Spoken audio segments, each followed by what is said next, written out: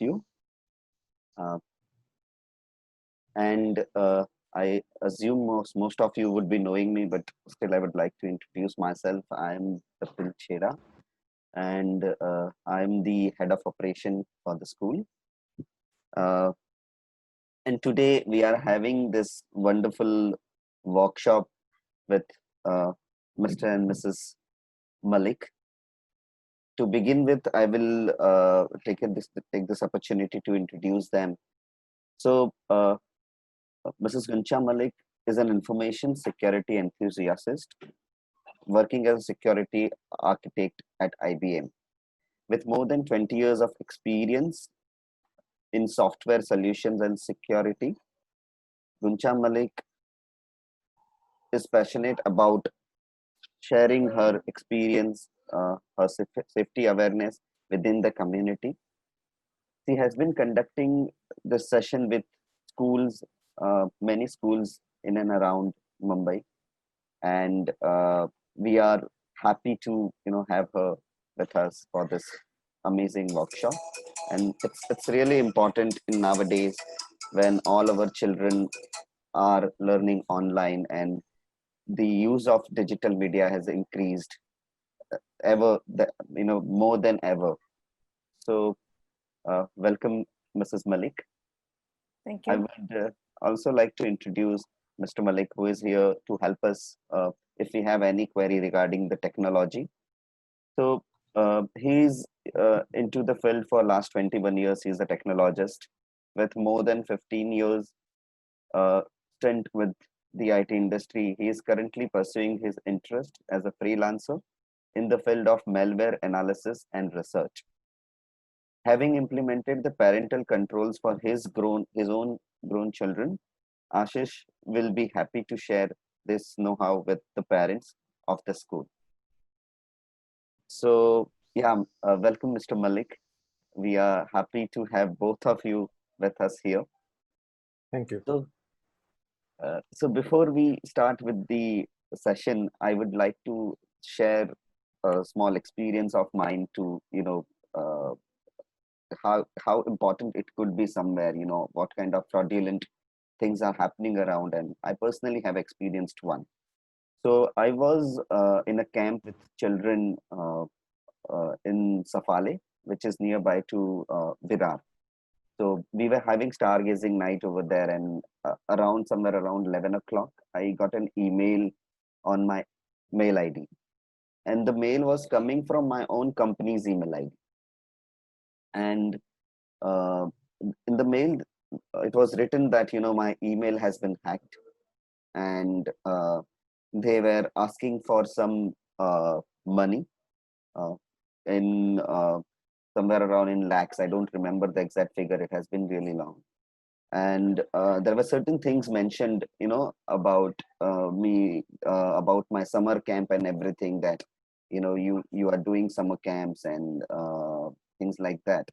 And I was asked to share my uh, secure my money, pay them the money, or otherwise they will they have some recordings of my personal life and things like that.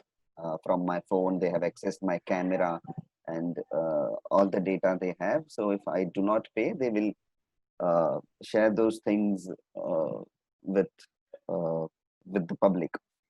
So at that point of time, I really got concerned, in the sense, the place where I was, there was no proper internet connectivity. And secondly, he has emailed me from my company email ID. So maybe he will be having access to my parents' data, and we don't know what all things he will be accessing, and so many things we have on our company email IDs. Uh, but otherwise, I was not worried, because there was nothing as such in the personal life which I should be worried about or something. So eventually, I spoke to a couple of my friends who were into security and all. And that point of time, we just blocked our emails immediately, so that he cannot do further damages. And then uh, over the period, then that went on for 2-3 days. I was checking on what to do, what not to do and all, and then we realized, after speaking to multiple people, we realized that similar kind of emails other people have also received.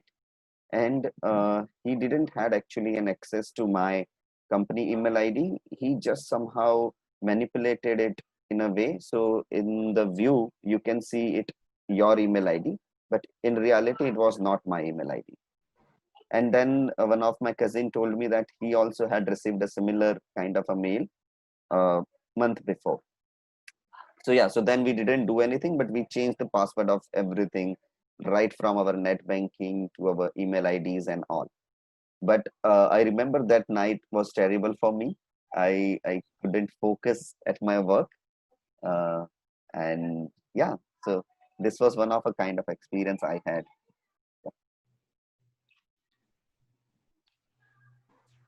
So, Vipul, I think yes, email spoofing, this kind of email spoofing is very, very easy.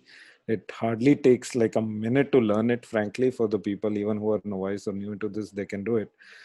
And frankly, the current versions of Gmail and the new Outlook, they inform you based on the settings you have done. They inform you whether the email that you're seeing, like if you're seeing an email from Vipul, but the ID below is not the regular ID that you get it from, they can mark it, and they can possibly put it into spam also, depends on that mail ID. But they can mark it, they can alert you whether this email is actually coming from your address or not. But a simple click on Outlook can tell you whether the email address is actually your email ID, or whether it's just viewing it as Vipul and not, and the email ID below is something else.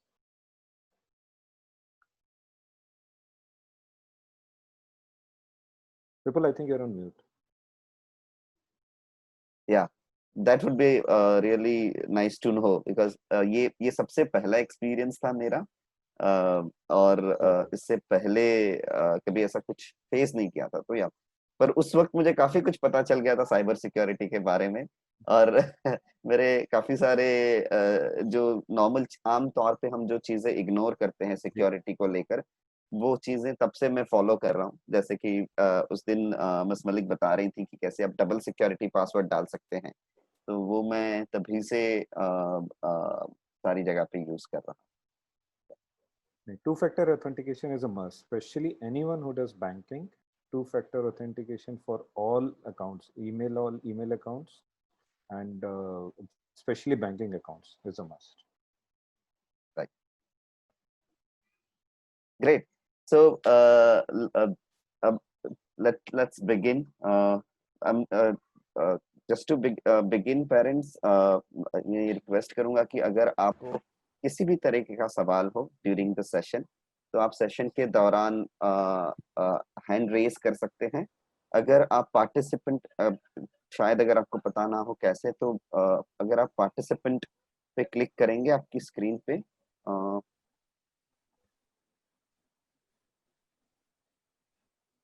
बिल्कुल, मेरे ख्याल से parents को दिक्कत ना हो तो हम उनको बोल देते हैं कि उनको अगर क्वेश्चन हो तो वो अनम्यूट करके पूछ लें। ज्यादा लोग नहीं हैं तो मुश्किल नहीं होनी चाहिए हमें।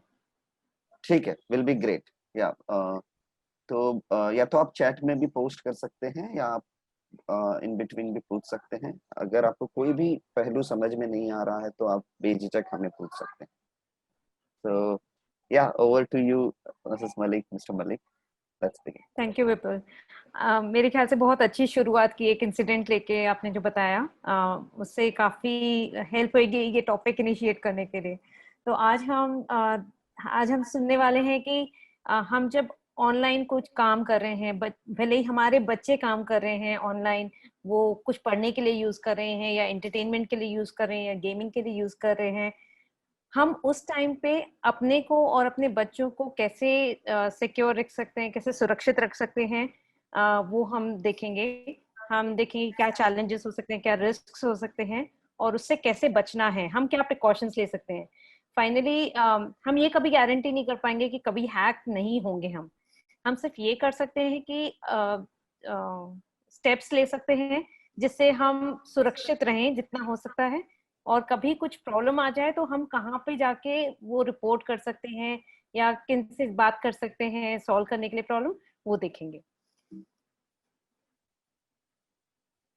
अब हमारे बच्चे जब पैदा हुए थे, ये सब तो इंटरनेट ऑलरेडी था। जब हम पैदा हुए थे ये सब कुछ नहीं था, बल्कि हम कॉलेज में जब गए होंगे तब हमने पहली कभी इंटरनेट यूज किया होगा, वो भी किसी फ्रेंड के अकाउंट से। हमारे पास खुद अकाउंट नहीं हुआ होगा तब।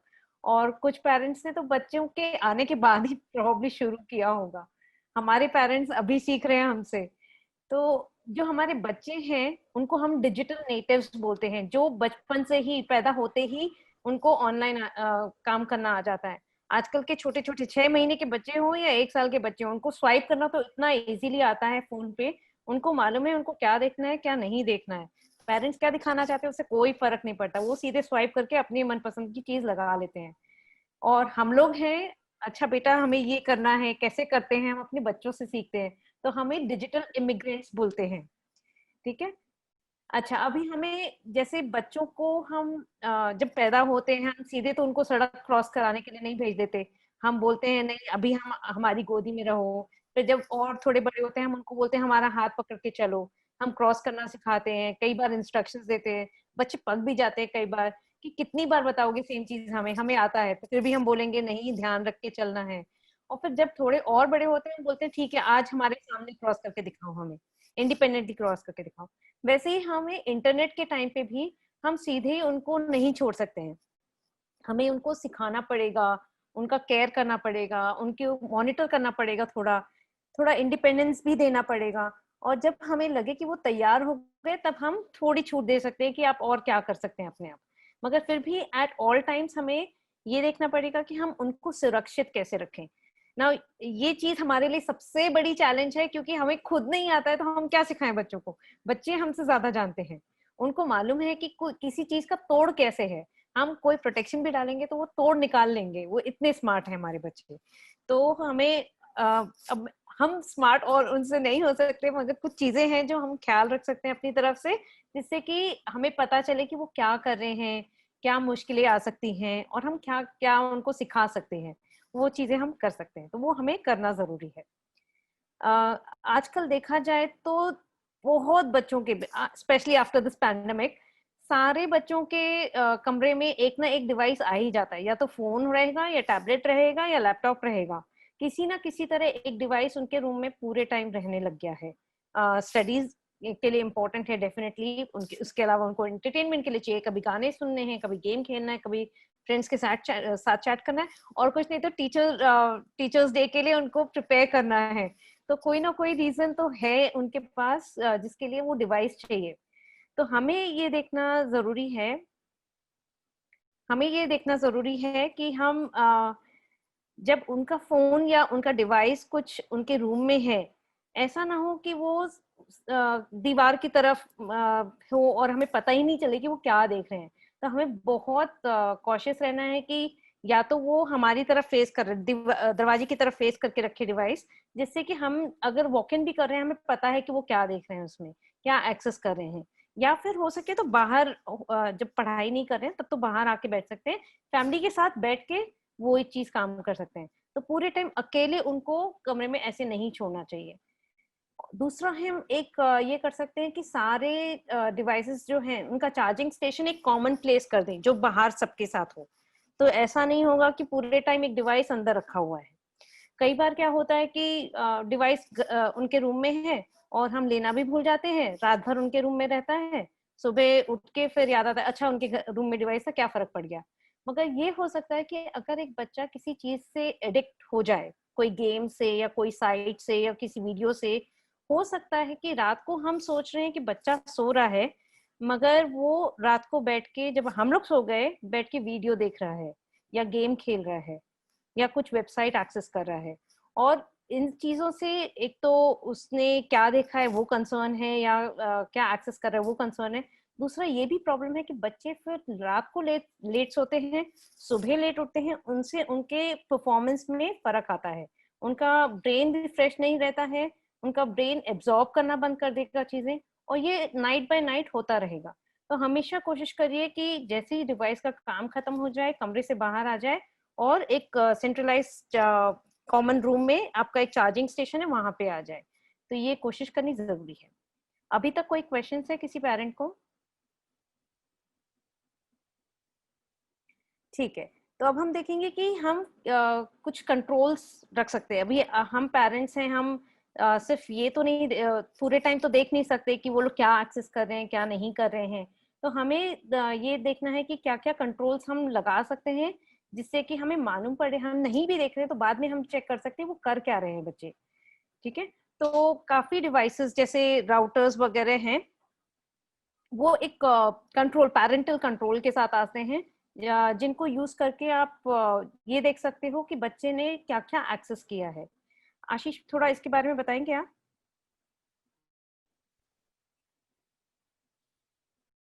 सो बेसिकली हमारे जो राउटर्स रहते हैं, राउटर्स में there is a parental control setting. Parental controls में आप कई तरह की सेटिंग्स कर सकते हैं। एज अ पेरेंट आप हो सकता है रात को काम भी कर रहे हो, लेट कर रहे हो, बट आप ये नहीं चाहते हैं कि बच्चे रात तक वीडियो देखें, तो आप डिवाइस लेवल पे कौन सा डिवाइस कितने बजे से कितने बजे एक्सेस कर सकता है। मान लीजिए बच्चों को आप बीच में 1 घंटे का टाइम देते हैं देखने के लिए, या बच्चों का स्कूल का टाइम सुबह 9 से 12 बजे 12:30 बजे तक क्लासेस चलते हैं। So you can say device जो बच्चों का लैपटॉप है या जो बच्चों का टैबलेट है, वो सुबह 9 बजे से 12:30 1 बजे तक चलेगा, फिर शाम को 1 घंटा या 2 घंटा चलेगा। You can give that specific time, जबकि आपका लैपटॉप को वो एक्सेस पूरा 100% दिया जा सकता है। बच्चों के लेवल पे आप उनके वेबसाइट्स भी लिमिट कर सकते हैं। उनको सिर्फ जूम मिलना चाहिए, सिर्फ गूगल क्लासरूम मिलना चाहिए, सिर्फ जीमेल मिलना चाहिए, उसके अलावा विकिपीडिया वगैरह और कुछ और साइट्स जो आप एक्सेस कर सकते हैं, दो sir at the router level पे आप ये सारे डिसीजंस, आप ये सारी ब्लॉकिंग कर सकते हैं। ये स्पेसिफिक आईपी एड्रेस पे भी किया जा सकता है या स्पेसिफिक मैक एड्रेस पे भी किया जा सकता है। जो मैक एड्रेस कोई भी चेंज नहीं कर सकता, आईपी एड्रेस चेंज होता है, तो मैक एड्रेस पे भी ये किया जा सकता है। Secondly, there are multiple apps. अगर बच्चे सिर्फ फोन के साथ काम कर रहे हैं, तो there are Google apps which are available, जिसमें आप बच्चों के साथ बैठ के, उसमें आपको बच्चों का फोन साथ में रख के बच्चों के साथ बैठ के वो सेटिंग्स करने पड़ेंगे, जिसमें आप ये कर सकते हैं कि बच्चे किस तरह की साइट्स देख सकते हैं। यूट्यूब में there are age specific settings, जिसमें आप ये एक्सेस कर सकते हैं कि ये बच्चे बिलो 12 ईयर्स, ये बिलो 12 ईयर्स के लिए अप्रोप्रिएट कंटेंट्स डालें। So those are the settings that you can do either at the YouTube level, the Google level, even at Microsoft level or router level. If you want later, I can send a couple of snapshots showing the router settings, but that will be specific to my router. Every router has a different setting. But broadly, अपने router पे आप admin से login करके look for parental controls. The setting will be under the heading of parental controls.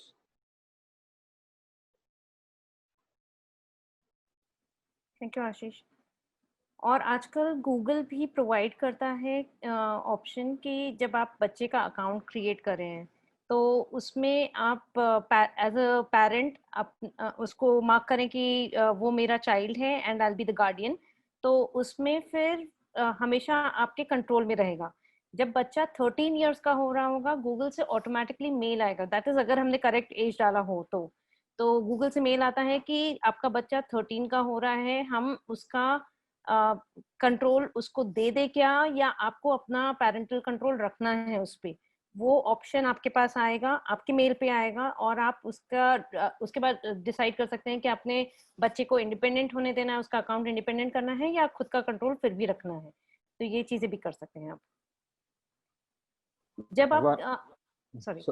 One small thing. One important thing, अगर बच्चों के साथ थोड़ा एक मॉनिटरिंग के लिए एक इम्पोर्टेंट है कि आप हफ्ते में 2 दिन में 10 दिन में कभी बीच बीच में बच्चों की गूगल हिस्ट्री जरूर देखिए, क्योंकि मोस्टली एंड्रॉयड डिवाइसेस या मोस्टली जो गूगल या जीमेल हिस्ट्री या यूट्यूब हिस्ट्री रहती है, वो सारी गूगल एक्टिविटी में रिकॉर्ड होती है। उसको थोड़े दिन के लिए रखना और उसका मॉनिटर करना बहुत ज़रूरी है टू सी बच्चे कौन सी वेबसाइट्स एक्सेस कर रहे हैं। यू कैन सी एवरीथिंग, कौन सी वेबसाइट्स एक्सेस कर रहे हैं, क्या डॉक्यूमेंट्स ओपन कर रहे हैं, क्या वीडियोस देख रहे हैं, क्या गेम्स खेल रहे हैं। You can see almost everything. And for Apple devices, you can even restrict the number of hours. Screen time एक दिन में 3 घंटे से ज़्यादा नहीं होना चाहिए। ये सब सेटिंग्स भी आप कर सकते हैं वहाँ पे, बट ब्राउजिंग हिस्ट्री और वीडियो हिस्ट्री देखना बहुत ज़रूरी है। और आजकल के बच्चे थोड़े ज्यादा स्मार्ट हैं, उनको पता है कि आजकल ब्राउजर्स में इनकॉग्निटो मोड भी आता है, और अगर बच्चे को वो पता है तो, और उनको पता है वो कुछ ऐसी साइट्स एक्सेस कर रहे हैं जो आप अलाउ नहीं करने वाले हैं, ये भी हो सकता है कि वो लोग इनकॉग्निटो मोड में कर रहे हैं, तो उसका कोई ब्राउजिंग हिस्ट्री आपको नहीं मिलेगा। तो ऐसा नहीं है कि अगर आप चेक कर रहे हो 2-3 डेज में और कुछ नहीं है तो कोई प्रॉब्लम नहीं है। तो आपको थोड़े साइंस भी देखने पड़ेंगे, अपने बच्चे के बिहेवियर में कुछ चेंज आ रहा है क्या। अगर कुछ चेंज आ रहा है तो शायद आपको और ज्यादा उनसे क्वेश्चनिंग या और इन्वॉल्वमेंट रखना पड़ेगा, सो दैट आपको पता चले अगर कुछ गलत हो रहा है, कुछ गलत चीजें एक्सेस हो रही हैं, वो कहाँ पे हो रही हैं और कैसे हो रही हैं, और आप कैसे उसको अवॉइड कर सकते हो, बच्चे को उससे कैसे दूर करवा सकते हो। आजकल बच्चे पासवर्ड्स भी बड़ी आसानी से याद रख लेते हैं, मगर कोशिश करिए जहां तक हो सके, अगर आपके बच्चे छोटे हैं तो उनको सीधे पासवर्ड ना देने के बजाय आप लॉग इन करके दीजिए जब उनको एक्सेस करना है, और जब एक्सेस खत्म हो जाए लॉग आउट कर दीजिए, जिससे कि आपके जाने बिना बच्चे खुद कुछ एक्सेस नहीं कर रहे हों। स्पेशली आपके जो परचेज वाले साइट्स होते हैं या एप्स होते हैं, उसमें आजकल तो बहुत आसानी से हम क्रेडिट कार्ड इन्फॉर्मेशन डाल के रख देते हैं, बच्चों को कई बार हमारा वॉलेट भी आराम से एक्सेस हो जाता है। उनको इतना डिफिकल्ट नहीं है ये पता करना कि क्या नंबर्स डालने हैं उन्होंने।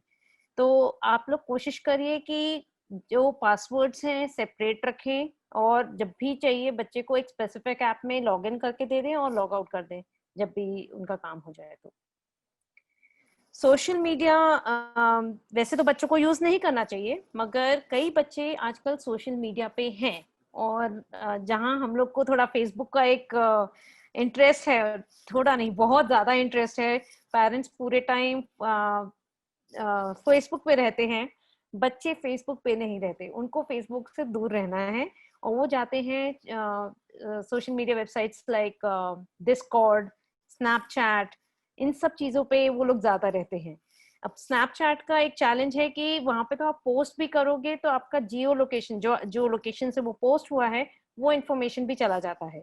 डिस्कॉर्ड एक ऐसा सोशल मीडिया अकाउंट है जहाँ पे जो अनएथिकल लोग होंगे, जो हैकर्स लोग होंगे, जो दूसरों को नुकसान पहुंचाते हैं, वो लोग भी होंगे, बड़े लोग होंगे, अच्छे टेक्नोलॉजिस्ट भी होंगे। ग्रुप्स ऐसे हैं कि वहां पे आपका बच्चे को एक्सपोजर ज्यादा मिल सकता है अगर कोई उसको कांटेक्ट करने का ट्राई करे। तो ये चीजें हम बच्चे को अगर अभी से नहीं समझाएंगे, बच्चों को तो लगेगा हम तो सिर्फ फ्रेंड से कनेक्ट कर रहे हैं, हम तो सिर्फ खेलने के लिए कर रहे हैं। बच्चे बड़े इनोसेंट हैं, वो खेलने के लिए ही कर रहे हैं, उनको नहीं पता कि क्या डेंजर्स हैं वहां पे। और हम एज पेरेंट्स, हमें जब तक खुद नहीं पता होगा हम नहीं बता पाएंगे। तो इट्स वेरी इंपॉर्टेंट कि हम अपने बच्चों को समझाएं कि ये सब एंजॉय करना है तो हमारी जानकारी से एंजॉय करो, और थोड़ी सीमित लगा के जो कंट्रोल्स हैं, सिक्योरिटी कंट्रोल्स हैं, वो लगा के करो, तो आप एंजॉय भी करोगे, और कुछ दिक्कत आई, कुछ मुश्किल आई तो हम आपकी मदद भी कर पाएंगे। तो जब भी कभी बच्चा अगर क्रिएट कर रहा है प्रोफाइल, एक तो आपको पता होना चाहिए कि उसका ऐसा प्रोफाइल क्रिएट हुआ है, दूसरा आपने इंश्योर करना है कि वो प्रोफाइल प्राइवेट किया हो। प्राइवेट करने से जस्ट कोई भी उस ऐप पे हो तो वो आपके बच्चे को कांटेक्ट नहीं कर पाएगा, सिर्फ आपका बच्चा अगर किसी को ऐड करता है तो उनसे कांटेक्ट में रहेगा। तो वो चीज बहुत इंपॉर्टेंट है। आशीष, आपको वो कंट्रोल्स बताने हैं क्या जो डिस्कॉर्ड पे लगाते हैं, parental controls? Discord pay you can put in parental controls, where Discord has many kind of groups. Discord has groups which are not very safe for the children as well. So Discord pay, first of all, Discord avoid as much as possible, because that's something which can go in any direction, and kids can know how to beat controls and all that. But there are controls on Discord which lets you set what kind of groups, whether these groups are safe for children or not. Those settings you can put on Discords.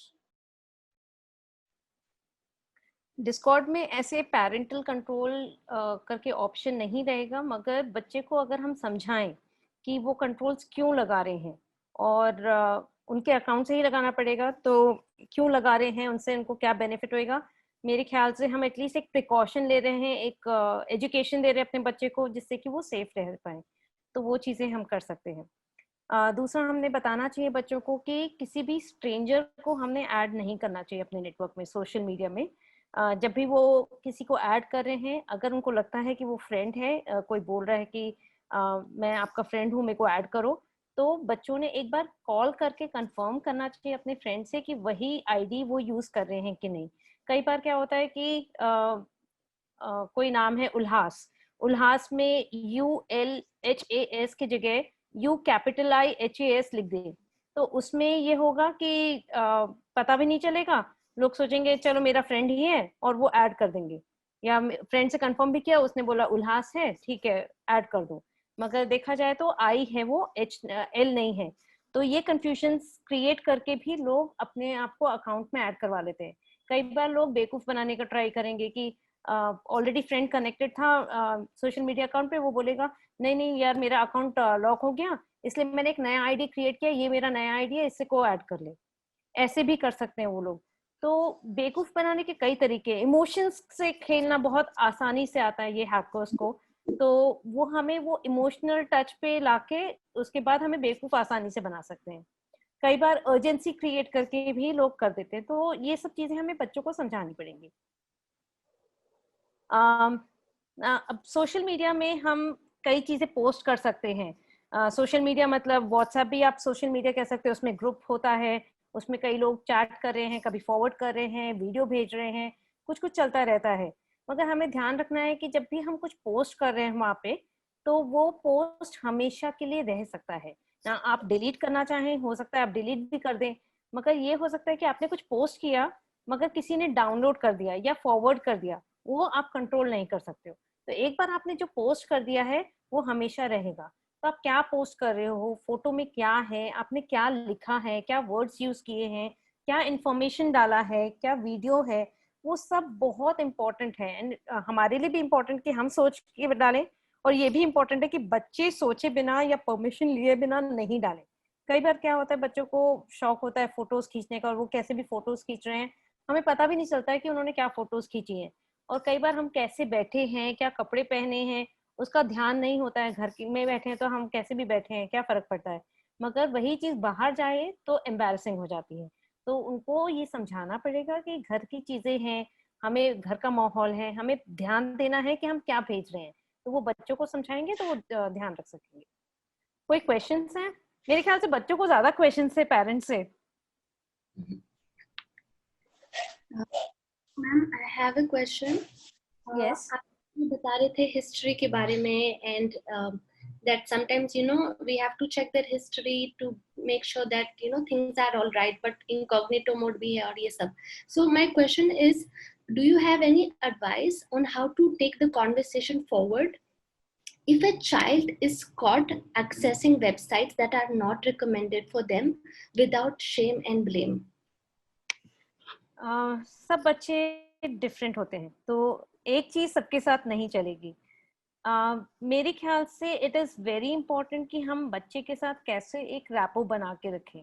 कई बार हो सकता है कि हमें लगता है कि हमने बहुत अच्छा रैपो बनाया हुआ है और बच्चा आके बताएगा कुछ भी होगा तो, मगर कब बच्चे स्कूल जा रहे हैं या जिन फ्रेंड से मिल रहे हैं, कैसा एनवायरनमेंट वहां पे मिल रहा है, उसके बेसिस पे बच्चे का बिहेवियर थोड़ा चेंज हो सकता है।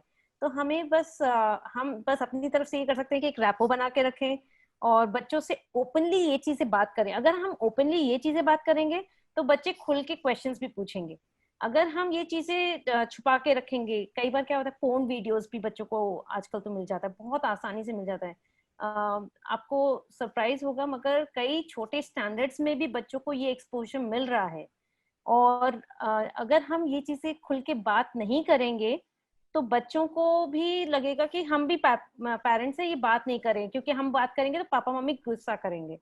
तो इट इज इम्पोर्टेंट कि हम रैपो रखें उनसे, फ्रेंडली एकदम हम बोलें कि उनको उनसे डिस्कस करें। कुछ इंसिडेंट होता है, पुणे में भी काफी इंसिडेंट्स हो चुके हैं, आई एम श्योर मुंबई में भी हुए होंगे अगर पुणे में हो रहे हैं तो हम ये इंसिडेंट्स के बारे में डिस्कस करें कि ऐसा हुआ है, बच्चों के साथ ऐसा होता है, पेपर में आर्टिकल्स आते हैं इसके बारे में, तो ये ओपनली डिस्कस करें तो बच्चों को भी एक खुल के क्वेश्चन करने को होगा कि मेरे फ्रेंड ने ऐसा कुछ दिखाया था, मुझे अच्छा नहीं लगा, या मुझे बहुत मन कर रहा है वो देखने का, मैंने इसके बारे में सुना है। तो वो सब आपके साथ आराम से डिस्कस कर पाएंगे। हो सकता है कि कई बार बच्चे फिर भी ना करें। इसमें ऐसा नहीं है कि कुछ गलत है, मतलब कुछ गड़बड़ हो रही है, कुछ गलत हो रहा है मगर आपने कुछ गलत किया ऐसा नहीं है, जरूरी नहीं है। सब बच्चे का डिफरेंट बिहेवियर होता है। तो आपको ये देखना है कि बच्चे में कुछ साइंस दिख रहे हैं, कि कुछ बिहेवियरल साइंस दिख रहे हैं कि कुछ डिफरेंट हो रहा है। तो कई बार थोड़ा डांटने से भी शायद बच्चे बाहर निकल के आए कि ऐसा ऐसा हो रहा था, या फिर उनके साथ बैठ के शांत होके बात करें। तो हर बच्चे को आप ज्यादा समझते हैं अपने बच्चे को, तो वहां से आपको शुरू करना है, एक रैपो बना के रखना है, फ्रेंडली बात करनी है और आराम से उनको एक्सपोजर दीजिए इन चीजों का, दिखा के नहीं, बात करके कि ऐसे चैलेंजेस होते हैं, ये इंटरनेट पे मिलेगा। इंटरनेट को अच्छे यूज के लिए भी हम यूज कर सकते हैं, बुरे के लिए भी यूज कर सकते हैं। लोग बॉम्ब भी बनाते हैं और पढ़ाई भी करते हैं। आपको क्या करना है ये आपका डिसीजन है। हम चाहेंगे कि आप अच्छे कामों के लिए यूज करें, वो हम सिखा सकते हैं। फाइनली सबका सिचुएशन डिफरेंट रहेगा, there is no one rule, no one solution, मगर बातचीत करके सुलझा सकते हैं। Thank you. Yeah, I think that जो शुरू में कुछ बेसिक कंट्रोल की जो बात की Mrs Malik and mister Malik ने, जो हम राउटर लेवल पे और सिस्टम लेवल पे सेट कर सकते हैं, एटलीस्ट वहां से हमें आई थिंक शुरुआत करनी अच्छी रहेगी, उससे काफी हेल्प हो जाएगी। बिल्कुल ठीक है। तो आपने अपने बच्चे को समझाना है कि कोई भी social media post, whether WhatsApp हो, डिस्कॉर्ड हो, कुछ भी हो, वो सोचे बिना, समझे बिना, परमिशन लिए बिना ना पोस्ट करें। हर चीज के लिए परमिशन लेने की जरूरत नहीं है ऑफ कोर्स, मगर कुछ अगर उनको लगता है इंफॉर्मेशन है जो पर्सनल इंफॉर्मेशन हो सकता है, कुछ फोटोज या वीडियोस हो सकते हैं, वो परमिशन लेके करें तो बेटर है। चीजें जस्ट कई बार फॉरवर्ड होके आ जाती हैं उनके पास और वो क्लिक करना शुरू कर देते हैं, मगर वो फोटोज में भी एक मेलिशियस सॉफ्टवेयर हो सकता है, वीडियोस में भी एक मेलिशियस सॉफ्टवेयर हो सकता है। तो जस्ट हर चीज आए वो बस लिंक क्लिक करो, देखना जरूरी है, ऐसा नहीं है। मेरे बच्चे थक गए हैं मुझसे ये सुन के, पर मैं उनको बोलती हूँ कोई भी चीज आ जाए, अगर किसी ने जेन्युइनली रिकॉर्ड करके नहीं भेजी है तो हमें देखने की जरूरत नहीं है, बिकॉज हमें नहीं पता उसमें क्या है। एक तो कंटेंट क्या होगा वो पता नहीं, दूसरा अगर उसमें मेलिशियस कुछ है कि नहीं वो भी हमें नहीं पता है। तो आपको फाइनली मैं ये नहीं बोलूंगी जीना छोड़ दो, जितना आपको लगता है आपको एक्सेस करना है ठीक है करिए, मगर ध्यान रखिए कि इन चीजों से फिर हो सकता है हमारा डिवाइस कॉम्प्रोमाइज हो सकता है अगर मेलिशियस सॉफ्टवेयर हो तो।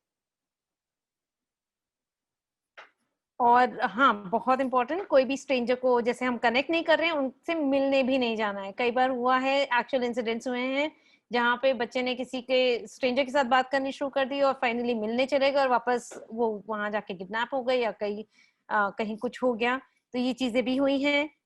Let's not get into that. So definitely strangers से ना बात करनी है, ना उनसे मिलने की कोशिश करनी है, ना उनको कोई भी एंटरटेन करना है।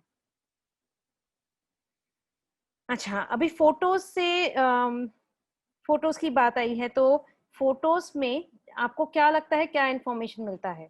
पेरेंट्स बहुत ज्यादा चुप हैं, मेरे को सिर्फ टीचर्स की आवाज सुनाई दे रही है, तो मैं चाहूंगी कोई पेरेंट हम मुझे बताए कि फोटोज से क्या इंफॉर्मेशन मिल सकती है। मैं रिक्वेस्ट करूंगा पेरेंट्स से, अगर आप अपना वीडियो ऑन कर पाएं और जब भी आप सवाल पूछ रहे हैं, एक इंटरेक्शन करने के लिए काफी बेहतर रहेगा। एंड प्लीज सवाल पूछिए। मैडम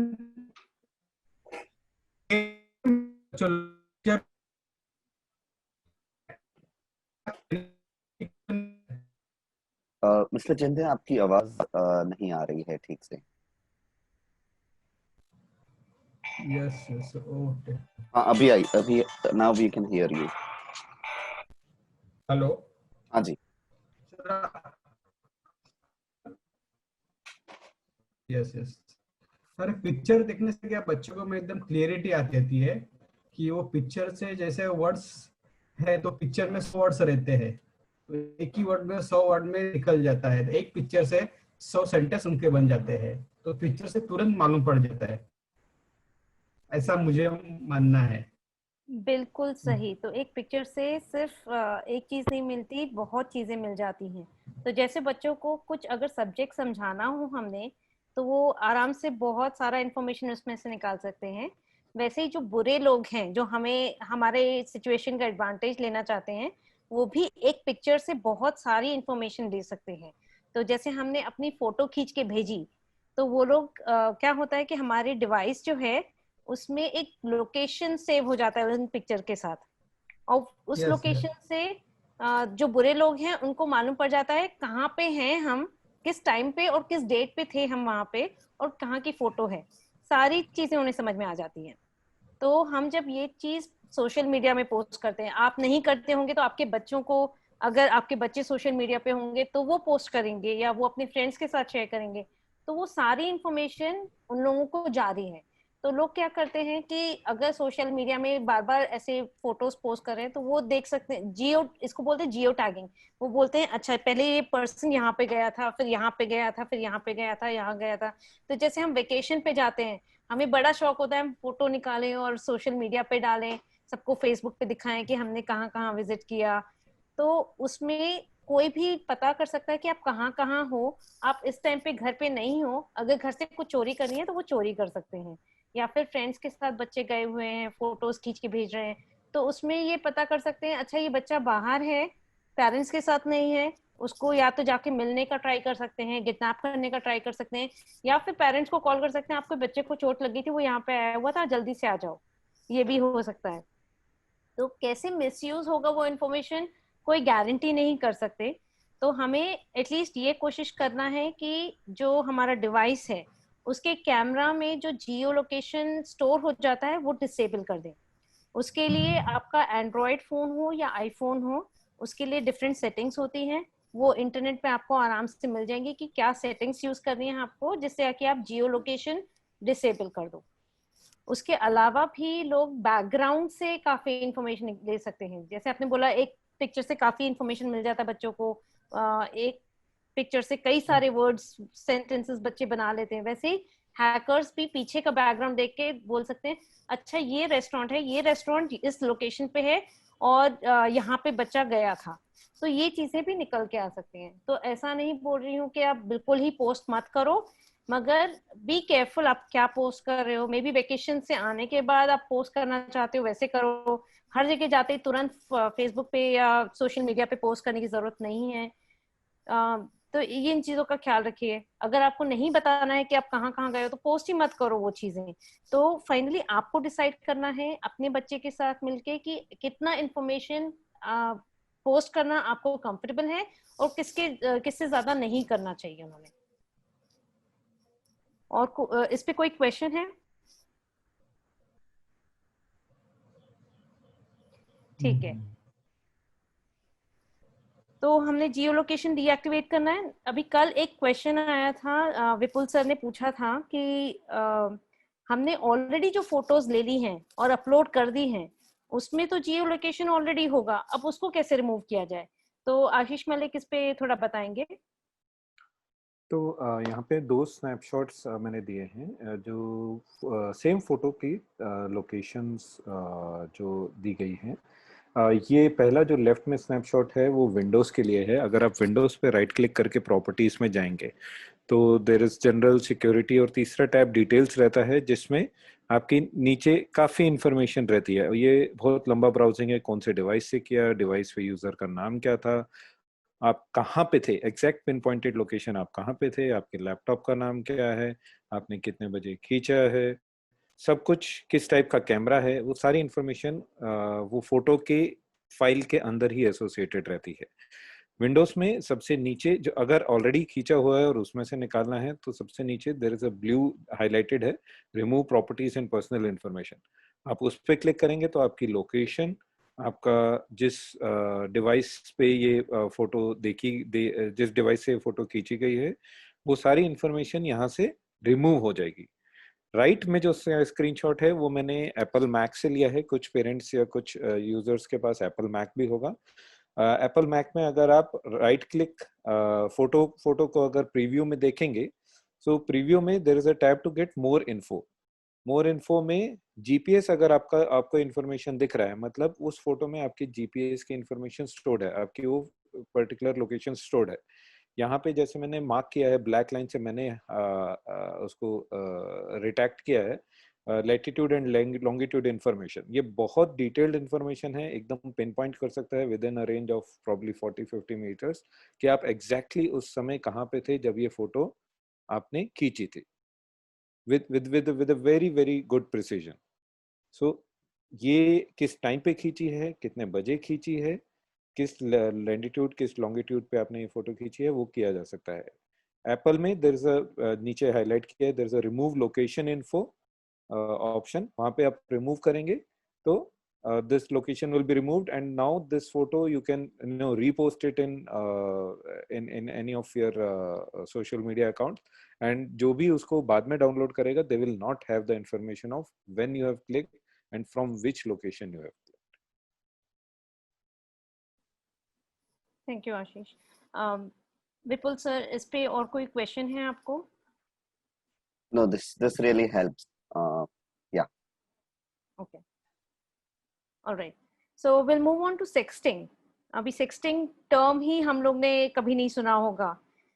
तो it is जैसे हम लोग text message भेजते रहते हैं, लोग थोड़ी सी exposed pictures भेजते रहते हैं and उसको बोलते हैं sexting. ऐसा नहीं है कि गंदी बातें बोल रहे हैं, मगर कुछ apps होते हैं जिसमें बस आप image खींचो, भेजो, वो कुछ seconds के लिए आपके friend को appear होएगा और फिर वो चला जाएगा.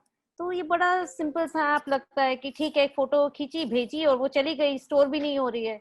मगर ये हो सकता है कि कभी कोई पिक्चर भेजी तो दूसरा फ्रेंड देखते समय एकदम से उसको उसका स्क्रीन का कैप्चर ले सकता है. तो वो फोटो भले ही आपको लगे या आपके बच्चे को लगे कि भेज दिया, हो गया, कोई प्रॉब्लम नहीं है, वो स्टोर हो सकती है, वो फॉरवर्ड हो सकती है.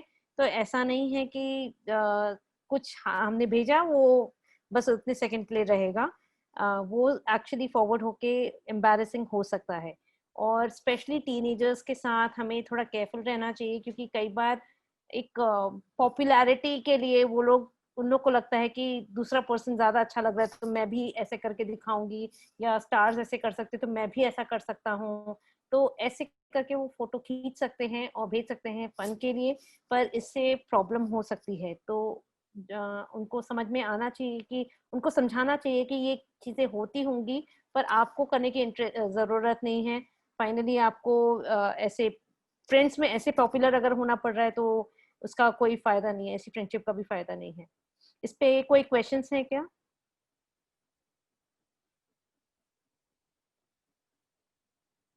ओके, आगे बढ़ते हैं फिर. साइबर बुलिंग के बारे में किसी ने सुना है क्या? पेरेंट्स बहुत चुप हैं यहाँ पे. जनरली पेरेंट्स को भी थोड़ा सा क्वेश्चंस तो होते हैं. प्लीज फ्री हमसे पूछिए क्वेश्चंस, क्योंकि हमें मालूम पड़ेगा फिर कि आपको किस टाइप के क्वेश्चंस होंगे और हम हेल्प कर पाएंगे.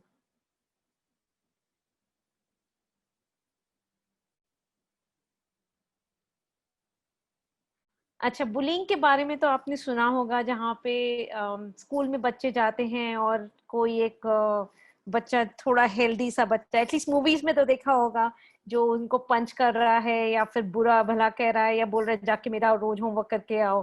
तो इसको बोलते हैं बुलिंग. और जब इंटरनेट पे कुछ ऐसा हो रहा हो, मार तो नहीं सकते फिजिकली, मगर कुछ चीजें कह सकते हैं जिससे कि आपके बच्चे को दिक्कत हो, तो वो चीज हो जाती है साइबर बुलिंग. अभी वो अगर सब फ्रेंड्स के सामने कोई किसी को इंसल्ट कर रहा है, कोई बुरी बातें कह रहा है, गंदी बातें कह रहा है, तो जिसको वो बोल रहा है वो बच्चे को थोड़ा सा हिचकिचाहट होती है कि फ्रेंड्स के सामने आराम से बात कर पाए, शर्मिंदगी महसूस होती है. वो अकेले रहने लग जाते हैं, उनको मन नहीं करता कि क्लास अटेंड करें या किसी भी इवेंट में पार्टिसिपेट करें. तो वो चीज बच्चों में नहीं आए, उसके लिए हमें साइबर बुलिंग एकदम से रोकना चाहिए. और ये साइबर बुलिंग कब हो जाए कब नहीं हो जाए हमें पता नहीं चलेगा. मैं एक इंसिडेंट बताती हूँ. एक स्कूल में स्कूल के बच्चे थे, क्लास के बच्चे थे, एक दूसरे से बातें करते थे, सब ठीक था. मगर एक बच्ची ने एक अच्छा सा वीडियो रिकॉर्ड किया, और वीडियो में कोई बुरी चीज नहीं थी. उसने बड़े खुश होके एक वीडियो रिकॉर्ड किया और उसने पोस्ट कर दिया यूट्यूब पे. अपना यूट्यूब चैनल क्रिएट करने का बहुत शौक है बच्चों को.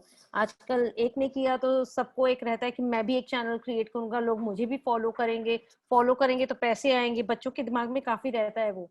तो किसी ने चैनल क्रिएट किया, एक वीडियो पोस्ट किया, उसके क्लासमेट ने बहुत गंदी बातें वहां पे कमेंट्स में लिख दी, और वो कमेंट्स फिर सबको विजिबल होता है ना, सिर्फ अपने फ्रेंड्स को नहीं, कोई भी आपकी वीडियो देखने आएगा उसको वो कमेंट दिखता है। और वो कमेंट्स देख के वो बच्ची एकदम से रोने लगी, उसको समझ में नहीं आया उसको क्या करना चाहिए। लकीली उसने अपने पेरेंट्स को बताया, तो पेरेंट्स ने तुरंत स्कूल को रिपोर्ट किया और सिचुएशन हैंडल की गई। फाइनली वो बच्चे ने, जिसने पोस्ट किया था, उसको रेस्टिकेट भी किया गया था। तो हमें इट इज वेरी इंपॉर्टेंट कि हम बच्चों के साथ वो रैपो रखें कि कभी कुछ ऐसा उनके साथ अगर हो रहा हो, वो कंफर्टेबली हमारे पास आके बताएं हमें, जिससे कि हम उनको हेल्प कर सकते हैं। साइबर बुलिंग एक साइबर क्राइम कंसिडर किया जाता है। जो मिनिस्ट्री ऑफ होम अफेयर्स है गवर्नमेंट ऑफ इंडिया का, उन्होंने भी एक वेबसाइट बनाई है cybercrime.gov.in। इस वेबसाइट को स्पेशली बच्चों और लेडीज के लिए बनाया है।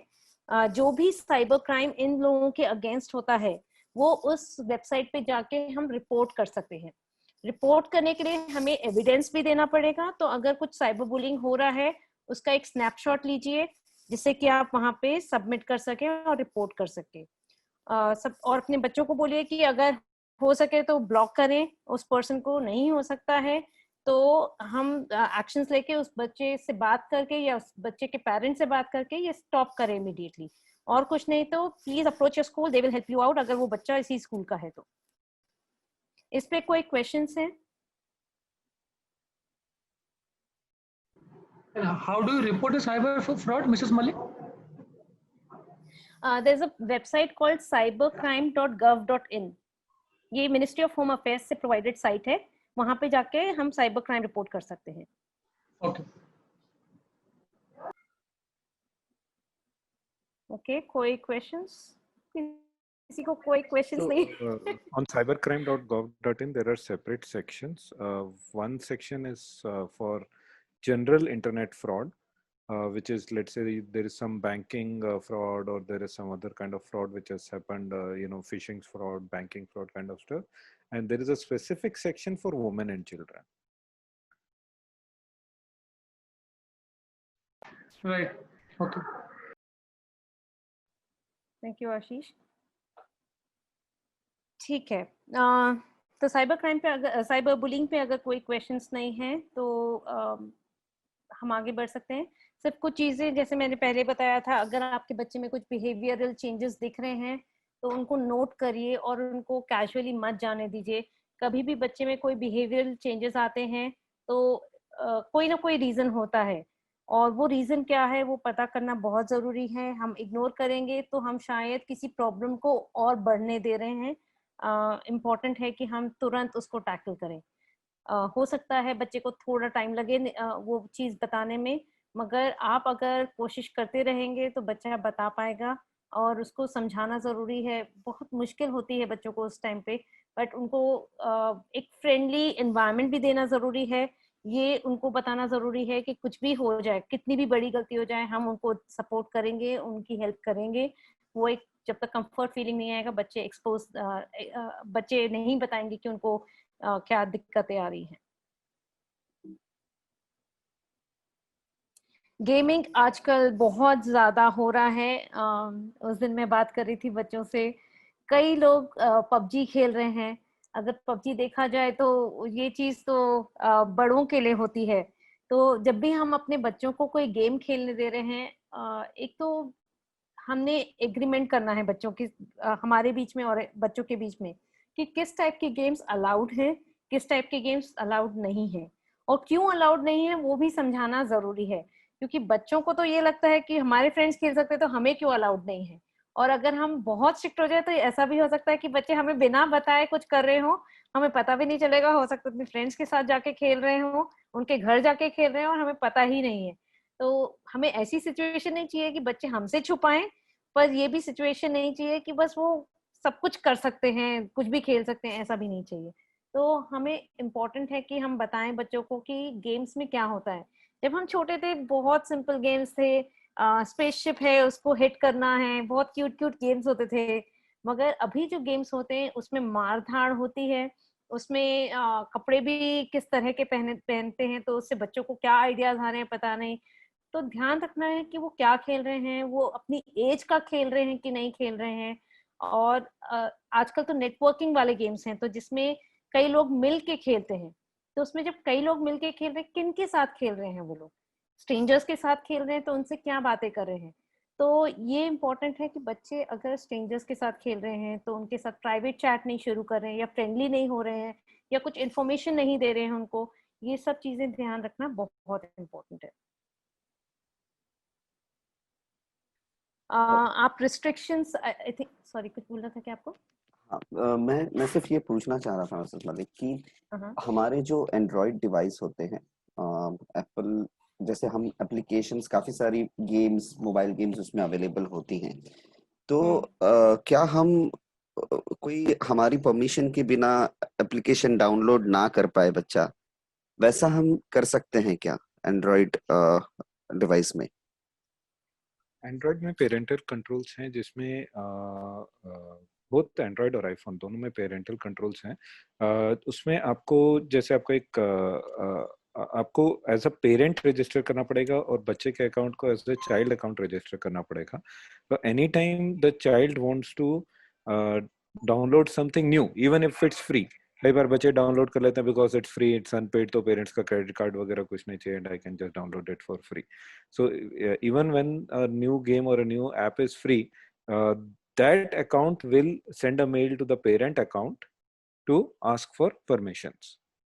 सिमिलरली आपका माइक्रोसॉफ्ट में, माइक्रोसॉफ्ट सेटिंग्स में मान लीजिए आपके एक ऑफिस 365 अकाउंट है और आपके बच्चे को लैपटॉप पे माइक्रोसॉफ्ट वर्ड या एक्सेल या कुछ चाहिए, तो माइक्रोसॉफ्ट ऑफिस वहाँ पे यूज़ करता है। तो वहाँ पे भी अगर वो कोई गेम डेस्कटॉप लेवल पे भी अगर वो कुछ नया गेम डाउनलोड करना चाहता है, तो वो ऐप आपको एक मेल भेजेगी for permissions which you can approve. At least you will know that what they're downloading and what they're not downloading. That's, I think, really helpful. Yeah. Yeah, there are ways to beat that also, but I think abhi ke liye, at least for the initial level device security ko chhod ke, this will solve 90-95% of the cases. Good. That's really nice.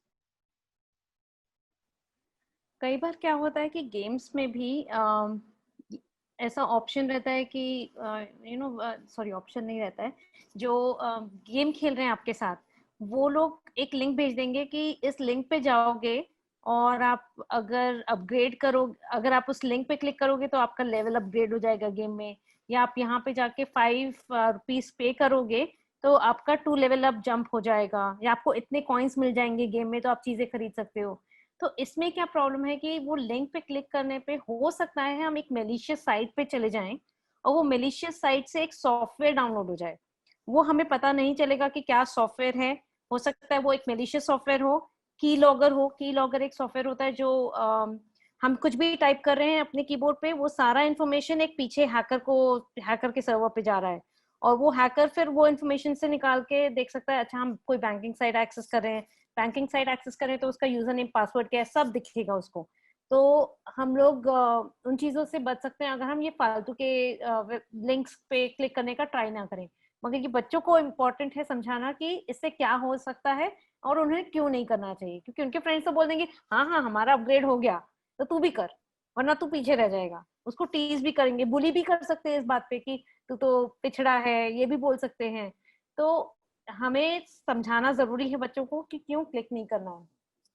दूसरा, 5 रुपए देने में क्या फर्क पड़ता है, 5 रुपए का तो टॉय भी नहीं आता, हम तो सिर्फ 5 रुपए दे रहे हैं। मगर वो 5 रुपए देने में जो हमने क्रेडिट कार्ड इन्फॉर्मेशन वहां पे डाला है वेबसाइट पे, वो क्रेडिट कार्ड इन्फॉर्मेशन कोई हैकर के पास जा रहा है कि नहीं वो हमें नहीं पता। तो हमें वो केयरफुल रहना पड़ेगा कि कोई फ्री में तो चीजें नहीं देता, कोई तो रीजन होगा ना। तो ये हमें सोचना इम्पोर्टेंट है कि फ्री में कुछ नहीं मिलता, और बच्चों को भी यही समझाना जरूरी है कि फ्री में कुछ नहीं मिलता। there is always an advantage someone else is getting by giving them something for free, by giving us something for free। तो ये important चीजें हैं जो ध्यान में रखें।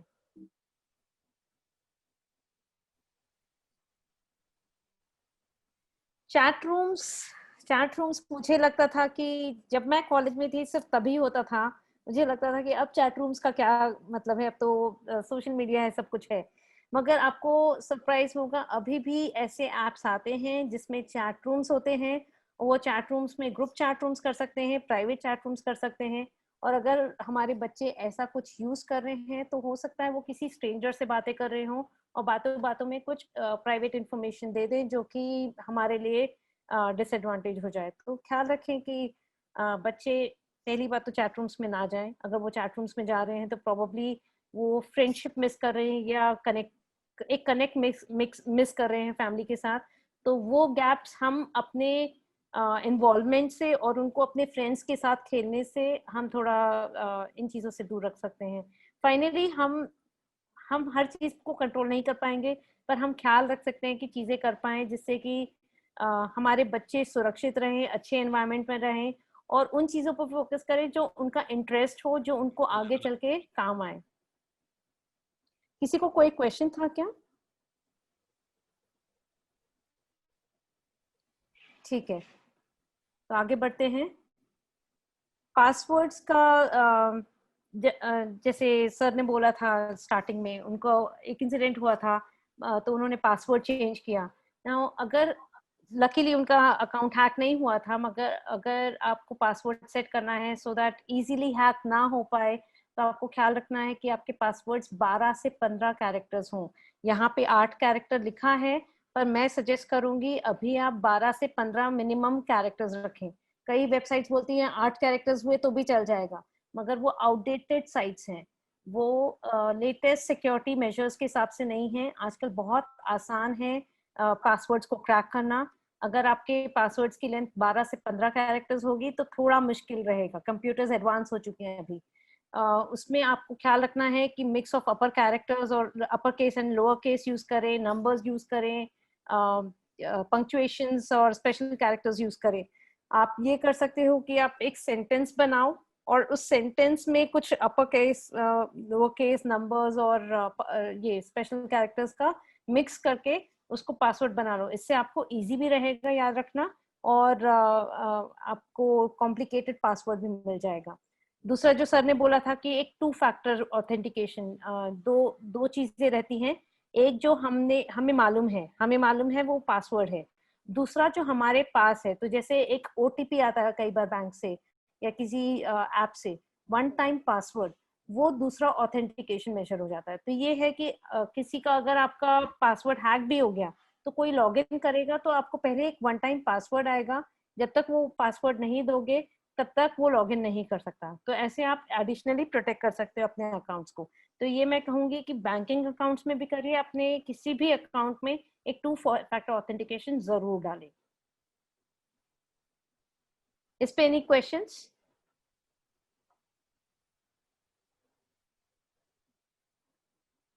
ठीक है, तो हम डाउनलोड्स पे देखते हैं। अब बच्चों को कई बार क्या होता है कि कुछ ऐप चाहिए और वो पैसों में आ रही है, हम मना कर देते हैं, कोई जरूरत नहीं खरीदने की। तो बच्चों को लगता है ठीक है यार, बिना पैसे के कहाँ मिल रही है, कोई और साइट है क्या जहाँ से मैं डाउनलोड कर सकता हूँ। तो वो डाउनलोड कर सकते हैं ऐसी साइट से जो कि जेन्युइन साइट्स ना हो, भले वो वीडियो हो या गाने हो या सॉफ्टवेयर हो। कुछ भी जेन्युइन साइट नहीं है तो वहां से डाउनलोड नहीं करना चाहिए, क्योंकि हो सकता है जिसने होस्ट किया है वहां पे उसने पहले कुछ मेलिशियस सॉफ्टवेयर उसमें डाल दिया है, उसके बाद होस्ट किया है। तो जब आपके बच्चा या आप अगर सॉफ्टवेयर डाउनलोड कर रहे हो वहां से, तो हो सकता है साथ में एक मेलिशियस सॉफ्टवेयर भी आपके डिवाइस में डाउनलोड हो रहा है और उससे या तो आपके कंप्यूटर से या आपके डिवाइस से इंफॉर्मेशन सील कर सकता है, फोटोज, फाइल्स जो भी है, या फिर ये हो सकता है कि वापस वो आपका जो भी आप लिख रहे हो वो सारा इंफॉर्मेशन कैप्चर करके पीछे भेजा जा रहा है। या ये हो सकता है कि आपके डिवाइस को वो एक बॉटनेट में यूज करके कहीं और मशीन्स को अटैक करने के लिए यूज कर सकता है, स्पैम्स के लिए यूज कर सकता है, क्रिप्टो करेंसी माइन करने के लिए यूज कर सकते हैं। कोई भी रीजंस हो सकते हैं, कई सारे रीजंस होते हैं, लोग हैक करते हैं कंप्यूटर्स। तो कोशिश करें कि सिर्फ जेन्युइन वेबसाइट से डाउनलोड करें।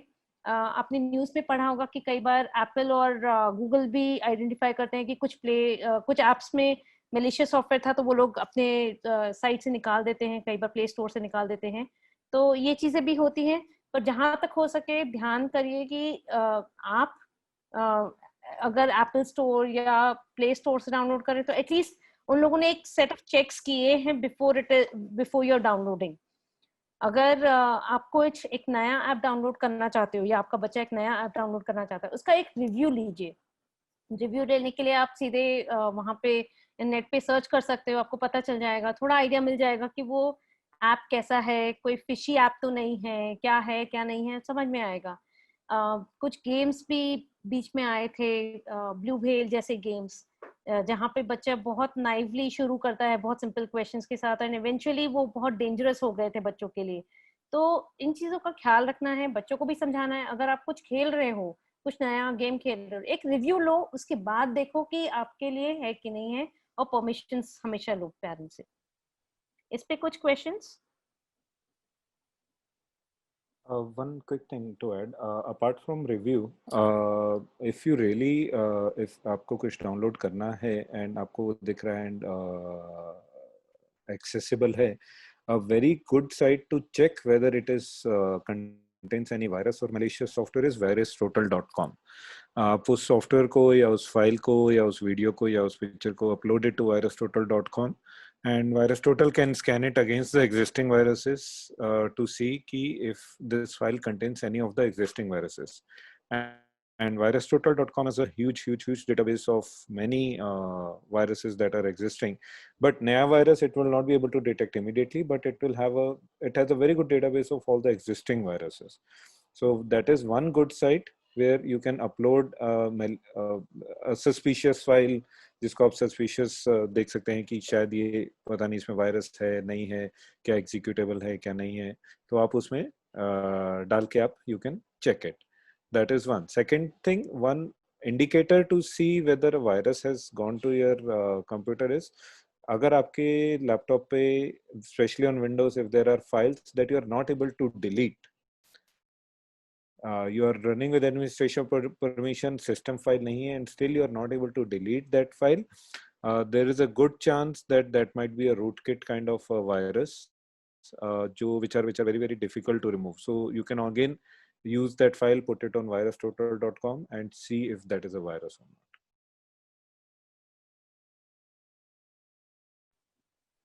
Yeah, I have personally experienced many a time. हमारे एंटीवायरस और ये होने के बावजूद कभी कभी वंस इन अ वाइल ऐसी कोई फाइल आ जाती है, और काफी बार ऐसे भी हुआ है कि उस वजह से मैंने पूरा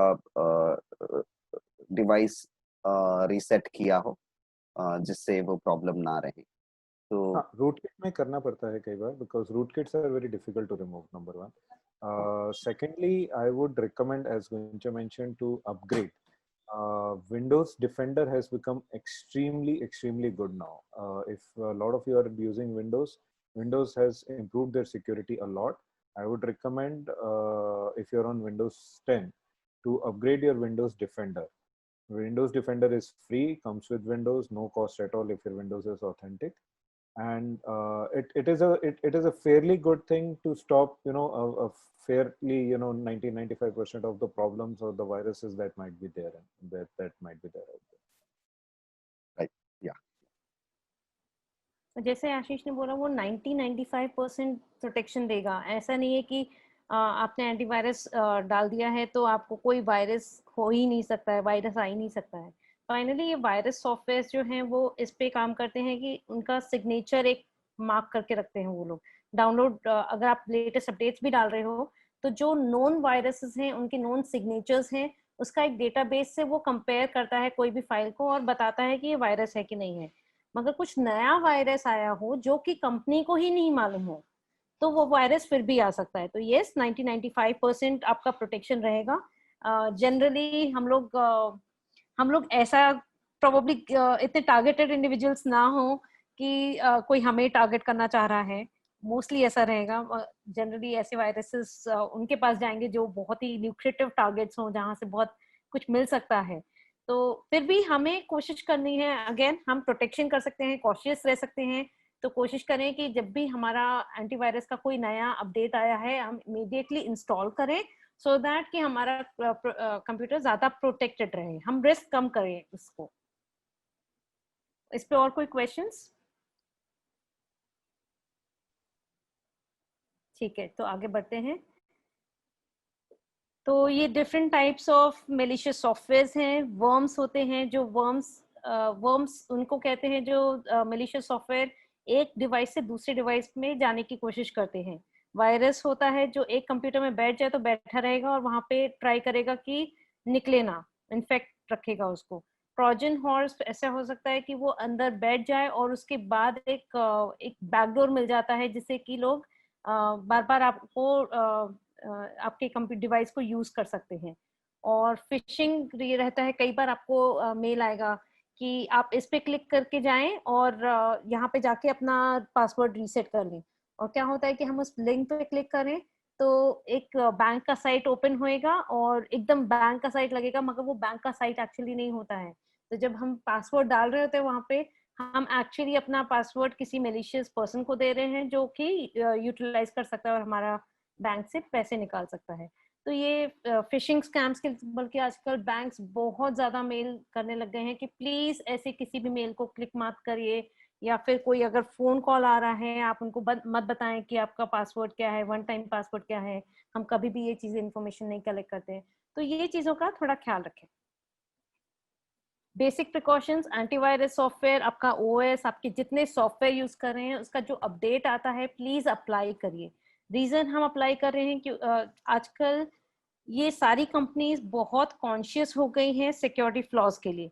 तो इनको जितनी भी रिपोर्ट्स मिलती रहती हैं, सिर्फ रिपोर्ट्स की वजह से नहीं, there are legal implications as well.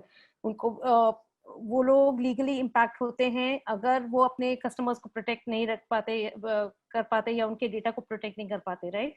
Financial impacts भी होते हैं आजकल। तो they are bound to release many security fixes. तो ये सारे जितने सिक्योरिटी फ्लॉज उनके सॉफ्टवेयर में हैं वो फिक्स करते रहते हैं। तो बहुत फ्रीक्वेंटली इनके अपडेट्स आते रहते हैं। प्लीज प्लीज मेक श्योर कि आपका हमेशा अप टू डेट रहे। एटलीस्ट कोई उन चीजों को यूज करके आपको नुकसान नहीं पहुंचा सकता। फिर कभी आप कोई वेबसाइट एक्सेस कर रहे हैं, ऑलवेज चेक करिए कि एक वैलिड सर्टिफिकेट है, HTTPS साइट है, वो वैलिड सर्टिफिकेट है। उसको वैलिड सर्टिफिकेट के लिए आप देख सकते हो कि एक क्लोज्ड लॉक बना होगा ऊपर वेबसाइट के पास, URL के पास। अगर वो लॉक ओपन है मतलब सर्टिफिकेट वैलिड नहीं है। प्लीज कोई इंफॉर्मेशन मत फीड करिएगा वहां पे। जैसे मैंने बोला था, फ्री में कुछ नहीं आता।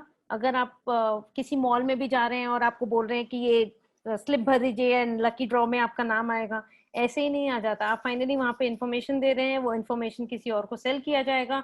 वो इंफॉर्मेशन आपको कभी कुछ लकी ड्रॉ में कुछ नहीं मिलना है वहां पे। आप सिर्फ अपना इंफॉर्मेशन दे रहे हैं और दूसरा उसका एडवांटेज लेके पैसे कमा रहा है। Nothing comes for free. जहां पे आपको कुछ लगे कि ये फ्री में मिल रहा है या सस्ते में मिल रहा है, बहुत ही सस्ते में मिल रहा है, 10 लाख की चीज मुझे बस 2 लाख देने में मिल रही है या 50,000 देने में मिल रही है, प्लीज बी वेरी केयरफुल। ये स्कैम होगा। Please don't get involve. बच्चों को भी समझाइए फ्री में कुछ नहीं मिलता। हम इतने केपेबल हैं कि हम खुद से ले सकते हैं। हम जब केपेबल होंगे खरीद लेंगे, पर फ्री के चक्कर में ना पड़े हम।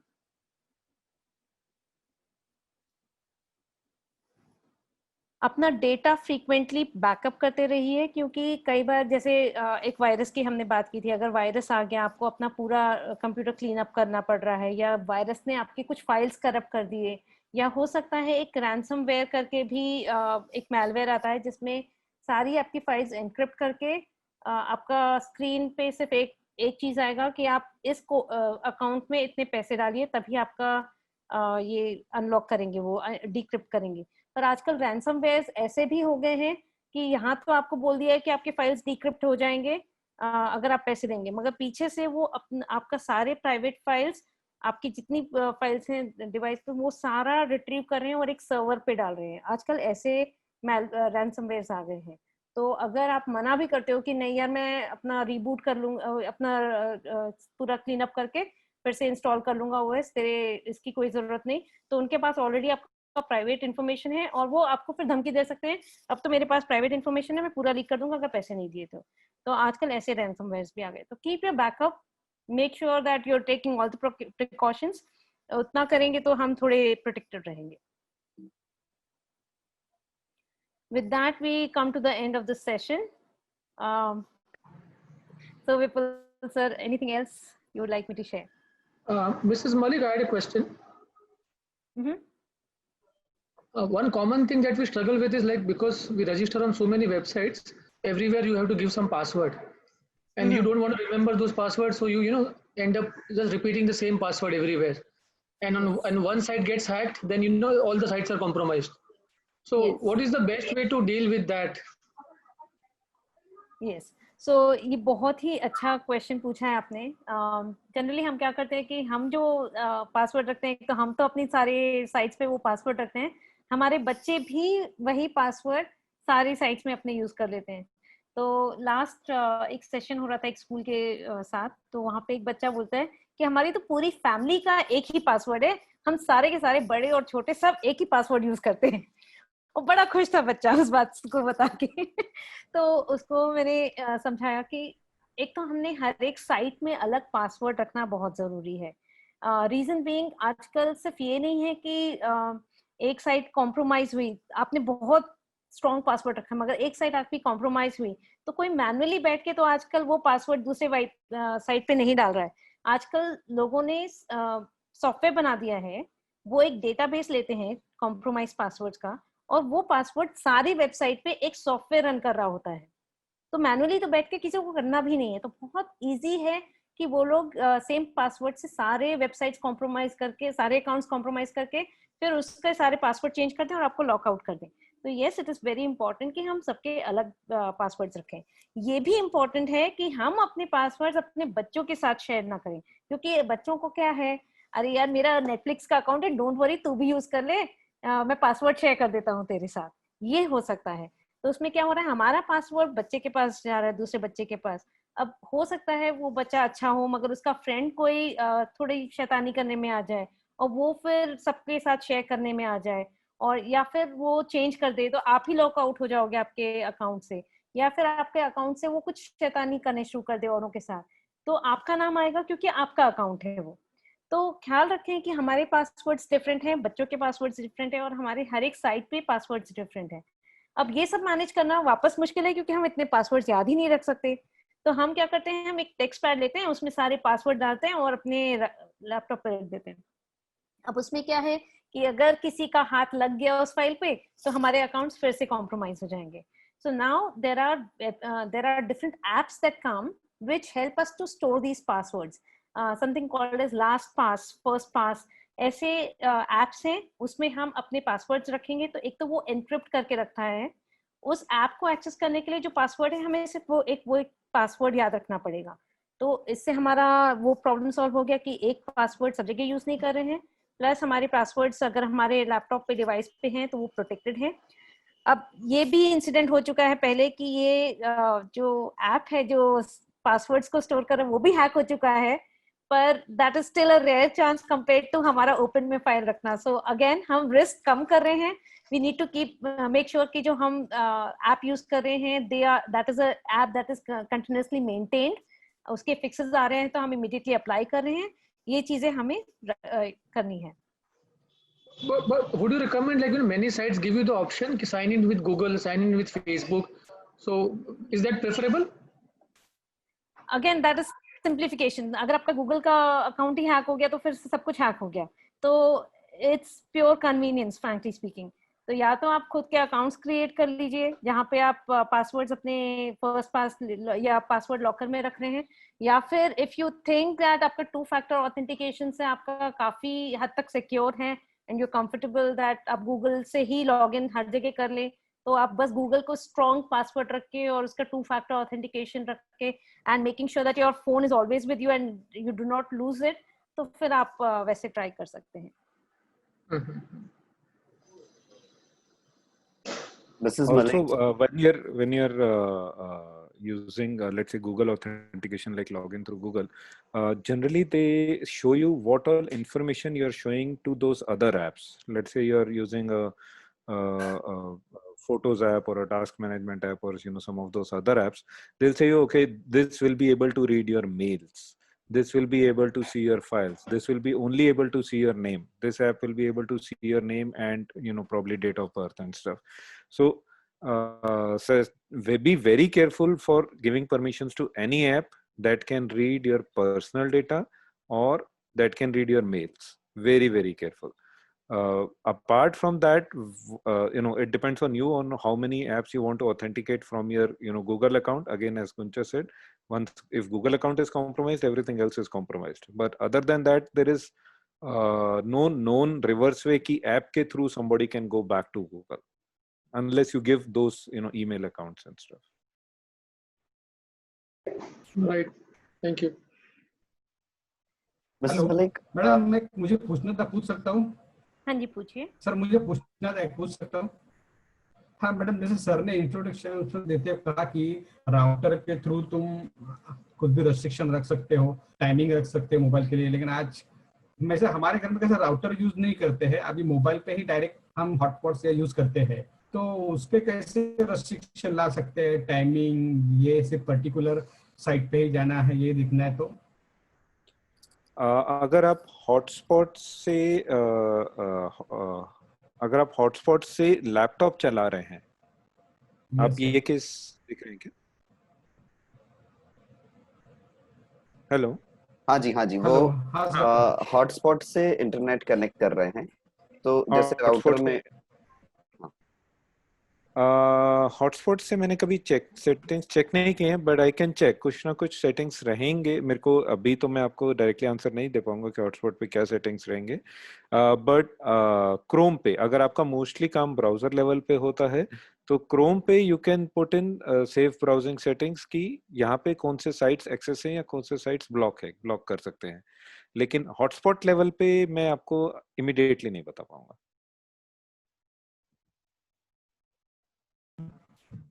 सर राउटर से आपने बताया था, राउटर से कैसे लैपटॉप भी चलाते हैं, मोबाइल भी चलाते हैं, करेक्ट। उससे आपने राउटर पे कैसे सेटिंग करना बताया।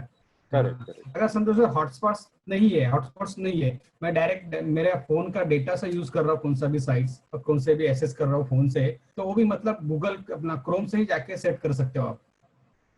यस सर, वो क्रोम से आप सेट कर सकते हो, वो आप क्रोम से अगर आप मोस्टली ब्राउजर पे सेटिंग कर रहे हैं, लेकिन आप अगर मोस्टली आप जैसे एंड्रॉइड फोन है तो एंड्रॉइड फोन पे आप अपना टाइमिंग सेट कर सकते हैं कि एंड्रॉइड फोन पे अगर आपका चाइल्ड डिवाइस को एक्सेस कर रहा है तो उसके क्या अगर वो नया ऐप कोई डाउनलोड कर रहा है तो वो आप कंट्रोल कर सकते हैं, बट उसके लिए आपको तो मोबाइल में कैसे कंट्रोल कर? मोबाइल में आपको अच्छा। जैसे एंड्रॉइड फोन है, एंड्रॉइड फोन में आपका अकाउंट एक पेरेंट अकाउंट होगा और आपके बच्चे का अकाउंट एक चाइल्ड अकाउंट होगा, तो child account has to give authority to the parent account, and उसमें डेफिनेटली आप ये तो कंट्रोल कर पाएंगे कि बच्चा क्या नया ऐप डाउनलोड कर रहा है या क्या नया ऐप नहीं डाउनलोड कर सकता है। टाइमिंग का मैंने कभी करके नहीं देखा है, बट आई एम श्योर वो कंट्रोल होना चाहिए वहाँ पे। तो सर बच्चे के साथ आजकल कौन सा भी गेम आता है वो डाउनलोड कर लेते बिना पूछे, उस पे कंट्रोल वो चीज आप कंट्रोल कर सकते हैं, हाँ वो चीज आप कंट्रोल कर सकते हैं। आप अपना एक अलग डिवाइस रखिए जिसमें आपका नाम रहेगा, आपका एज अ पेरेंट आप रहेंगे, एंड बच्चे का एक अलग अकाउंट बनाइए जिसमें वो एज अ चाइल्ड अंडर 16 या अंडर 18 उसमें अलग अकाउंट रहेगा। बच्चे का अकाउंट विल ऑलवेज, वो हमेशा पेरेंट के अकाउंट से परमिशन लेके ही नया ऐप डाउनलोड कर पाएगा। ओके सर, ठीक है, थोड़ा समझने में टाइम जाएगा सर, नहीं फिर भी देख लेंगे sir. Okay, thank you sir very much. Vipul को, हाँ मैं विपुल सर को आई विल सेंड, मैं उनको नाम और वो एक दो स्क्रीनशॉट भेजता हूँ probably by end of day today, तो वो विपुल आपके साथ शेयर करते हैं। Yes sir, thank you very much sir. Mrs Malik, एक सवाल मुझे ये था कि समझिए जब मुझे ये समझ में आता है कि अगर मेरा अकाउंट हैक हो चुका है गूगल का स्पेसिफिकली, तो सबसे पहले मुझे क्या करना चाहिए? सबसे पहले तो आपने पासवर्ड अपना चेंज करना चाहिए, वेरी इंपॉर्टेंट। और 2 फैक्टर ऑथेंटिकेशन अगर लगाने के बावजूद अगर आपका हैक हुआ है तो प्रोबेबली आपके डिवाइस में भी कहीं से तो कुछ सॉफ्टवेयर डाउनलोड हुआ है जिससे कि ये आपका वन टाइम पासवर्ड भी जा रहा है, या आपके वन टाइम मतलब आपका सेकंड फैक्टर ऑथेंटिकेशन भी कॉम्प्रोमाइज हो रहा है, तो आपको दूसरा डिवाइस भी हो सकता है पूरा फैक्ट्री सेटिंग से शुरू करना पड़े। पर इम्पोर्टेंट ये है कि सबसे पहले पासवर्ड चेंज करें। Ashish, any other tips for you? One other thing I would like to say, Google में go to accounts. If you know that your Google account has been hacked and you are still able to get in, अगर आप अपने Google account में जा सकते हैं, go to your Google account. वहाँ पे you will get a list of all the devices, all the devices across the world which are currently using your account, which are currently logged in. Log everyone out. Log everyone out, at least whosoever they are currently. Even if they are currently logged in, you can log everyone out and then change password.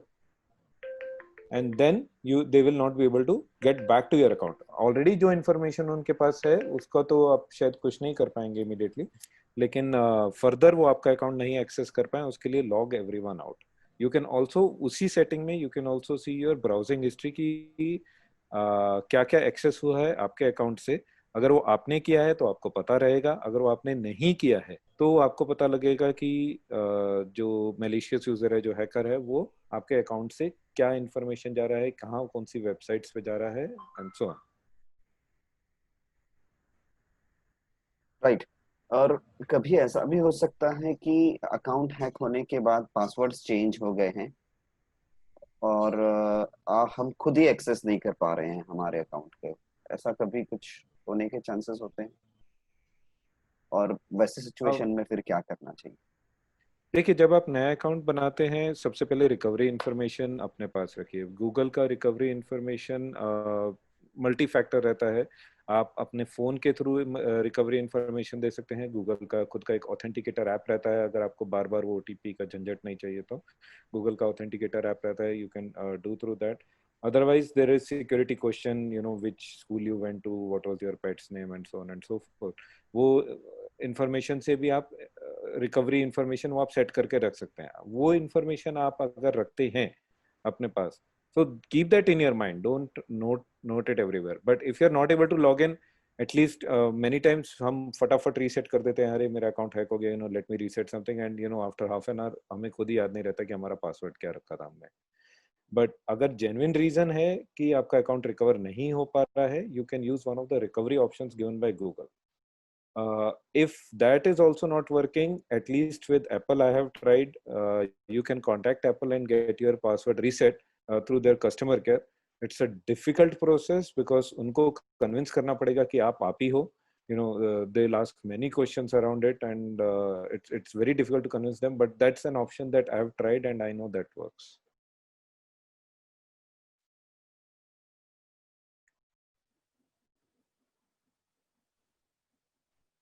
Thank you, that's really help. Yeah. हाँ, So, जैसे कि आशीष ने ये भी बताया कि आप Google में के सेटिंग्स में जाके देख सकते हैं कि आपका क्या क्या डिवाइसेस लॉग्ड इन है और आप वहाँ से लॉग आउट कर सकते हो. मैं रेकमेंड करूँगी कि पेरेंट्स वहाँ पे जाके ये भी देखें कि आपके गूगल हिस्ट्री में जो लोकेशन की हिस्ट्री है वो कितने टाइम की है. मोस्ट ऑफ द टाइम्स कोई भी ध्यान नहीं देता है, और आप कहाँ कहाँ गए हैं. आप 1 किलोमीटर दूर भी गए अगर आपके घर से, वो पूरा लॉग्ड होता है कि आप यहाँ पे इस टाइम पे गए हो. तो वो सारी हिस्ट्री डिलीट करिए please. There is a setting कि सिर्फ 3 मंथ्स का हिस्ट्री रिटेन करना है, तो वो ऑप्शन कॉन्फ़िगर करके रखिए, तो उससे पुराना अपने आप डिलीट होता जाएगा अगर आपको रेगुलरली जाके नहीं डिलीट करना है. सिमिलरली कौन से वेबसाइट्स आपने एक्सेस किए हैं उसका पूरा हिस्ट्री रहता है, तो वो भी आप सेटिंग कर सकते हैं कि 3 मंथ्स के पहले का डिलीट अपने आप डेटा अपने आप डिलीट करते जाओ, तो वो भी डिलीट हो जाएगा. अगर आपको ज्यादा इंटरेस्ट है कि करंट डेटा डिलीट करते रहें, तो जैसे मैं हर बार लॉगिन करके करती हूँ वैसे भी कर सकते हैं अगर ज्यादा इंटरेस्ट है वैसे तो. तो ये चीजें भी ध्यान रखें. ये इतनी सारी चीजें हम जो सुन रहे हैं अभी पिछले 1 घंटे से, and there are so many fears कि एक सवाल उठता है कि क्या हमें ऑनलाइन जाना भी चाहिए कि नहीं. तो आप तो दिन भर ऐसी चीजें सुनते रहते हैं, पेरेंट्स के एक्सपीरियंस सुनते रहते हैं, तो आपको ऑनलाइन जाने का मोटिवेशन मिलता है? अगर मिलता है तो कहाँ से मिलता है? How do you manage yourself? मैं ये बताना चाहूंगी कि मैं इस इंडस्ट्री में, मतलब वैसे तो IT इंडस्ट्री में मैं 20 साल से हूँ, पर सिक्योरिटी पे मैंने कभी ध्यान ही नहीं दिया. मैं तो बहुत नाइव जैसे सारे पेरेंट्स हैं मैं वैसी थी. और 8 साल पहले मैं इस फील्ड से इंट्रोड्यूस होनी शुरू हुई, तो मेरी हालत ऐसी थी कि रात भर सोना बंद कर दिया था मैंने, जब मुझे मालूम पड़ने लगा था कि चीजें क्या हो रही हैं. तो मैं वो फेज आ चुका है, जा चुका है. अब मालूम है कि हमें रोड तो क्रॉस करनी है, हम ऐसे तो नहीं बैठ सकते कि हम रोड बिल्कुल क्रॉस नहीं करेंगे। तो रोड क्रॉस करनी है, ख्याल रख के राइट लेफ्ट सब देख के हम सुरक्षित होके क्रॉस करेंगे, वो करना है। तो नींद गंवाने के बजाय ये सीखें कि कैसे हम कॉन्शियस रह सकते हैं, कैसे ख्याल रख सकते हैं एंड अच्छी नींद दें। बिल्कुल बिल्कुल, ये जरूरी है क्योंकि सड़क के उस पार भी कुछ बढ़िया चीजें हैं। अगर हम रोड क्रॉस नहीं करेंगे, खड़े रह जाएंगे तो आगे नहीं बढ़ेंगे। तो या बिल्कुल। सो मैं सिर्फ वही वही कहना चाह रहा था, क्योंकि काफी सारे पेरेंट्स हेजिटेंट होते हैं ऑनलाइन फैसिलिटीज यूज करने के लिए, और जब ऐसी चीजें हम सुनते हैं तो हमें वापस एक सवाल आता है कि कितना करें कितना नहीं। पर वही चीज मुझे भी यही लगता है कि कुछ बेसिक प्रिकॉशंस भी काफी सारा हेल्प कर लेता है। और ये जो प्रॉब्लम्स की हम बात कर रहे हैं वो कुछ परसेंट में होता है। अगर हम बेसिक सेफ्टी सिक्योरिटी का अगर हम ख्याल रख रहे हैं तो काफी हेल्प हो जाएगी और हम काफी सारी परेशानियों से बच जाएंगे। बिल्कुल। एक्चुअली विपुल जी, अभी आप 1 घंटे में इतना पैक्ड इंफॉर्मेशन ले रहे हैं, इसलिए you are finding that this is too much, but these are just 3 or 4 basic practices that once you know keep doing it, it becomes a routine. It's not like too many information. It's just that you're getting it packaged in a very condensed manner, and इसलिए आपको लग रहा है कि Google and authenticators and passwords and viruses and this and that, but it's actually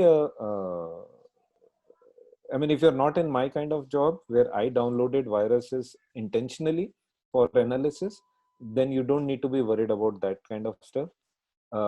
But it's a regular 3-4 set of things that you need to do and be done with it. Well, you have to keep on repeating every month, every quarter, but other than that, it's not needed that much. I mean, you don't need to lose your sleep for it. Yeah, that really helps. Thanks a lot. Yeah. Parents, मैं आपको भी motivate करना चाहूंगा। अगर कोई सवाल है, हम अब थोड़ी ही देर में, otherwise I think the almost the session has been covered. अगर कोई सवाल अभी भी आपके अंदर हैं जो आपको पूछने हैं, this is a good opportunity, please ask the question.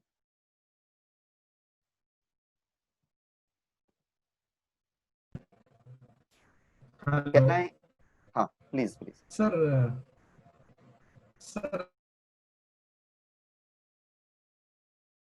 कर सकते सर आप? हेलो हेलो हाँ mister Jinde, we can hear hello, you. आवाज आ रही है? नहीं सर, आज के सेशन का पीपीटी सर आप ग्रुप में शेयर कर सकते हो सर? पॉसिबल सर, है विपुल सर के पास ये पीपीटी है, वो आपको दे पाएंगे। जी जी। Yes yes, thank you. जैसे कि मैडम आज के सेशन में बहुत सारे सवाल आपने बताया, काफी अच्छी सारी इंफॉर्मेशन दी है। जैसे कि आप पिक्चर के थ्रू और मिल जाता था और क्लैरिटी हो जाती थी। आज अपन ने सिर्फ ओरली बात किया है। अगर वही किसी पिक्चर फॉर्म में, इमेज में अगर यहाँ पे पोस्ट हो सकता है तो we can understand better if possible, otherwise no issue. आज एक काम करेंगे, आशीष मलिक सर ने बोला है कि वो कुछ इन्फॉर्मेशन भेजने वाले हैं, उसमें वो भी इंक्लूड करके दे देंगे। विपुल सर को दे देंगे, वो आपके साथ शेयर कर पाएंगे। Thank you. Thanks a lot, Mr. Malik. Uh, uh, and parents, this is any other question if we have, or otherwise I would request all the parent to switch on the camera for once, so we can see all of you, and it would be nice to see all the people who have attended the workshop.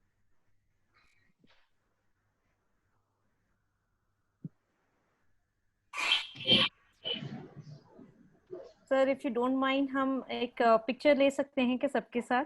बिल्कुल बिल्कुल, उससे सारे लिए parents के साथ। हाँ हाँ, अगर Yes, आप, yes. I think screen share Sure, आपको sure, sir. स्टॉप हाँ, करना मैं हो। हटाने का देख रही हूँ। हाँ, yes, can I request all of you to switch on your camera so we can take one nice picture. Yeah.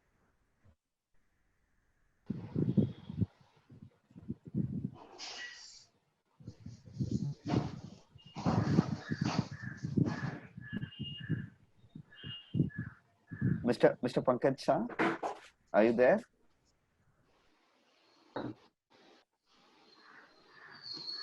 Yeah, I think we can take a picture. I will also.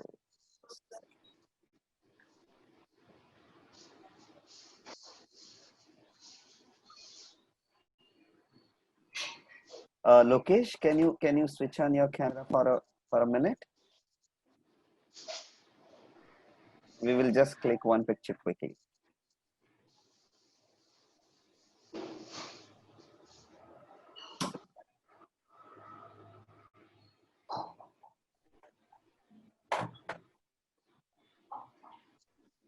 Okay, yeah, I think we can. Yeah, everybody.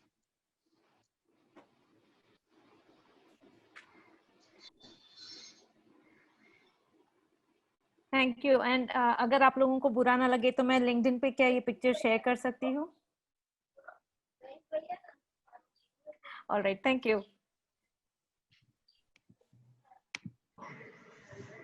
Thanks a lot, Mrs. Malik, for doing this workshop. Thank you for inviting us.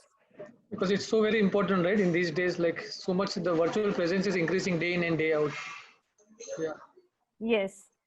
And अगर आप लोगों को ये session पसंद आया है तो मेरा रिक्वेस्ट है कि आप अपने प्रिंसिपल्स के नेटवर्क में आपके बाकी स्कूल के साथ जिनके साथ आपका कनेक्ट है प्लीज उनको रेकमेंड करें. हम कोशिश कर रहे हैं कि हम जितने लोगों को रीच आउट कर सकते हैं उतना अच्छा रहेगा.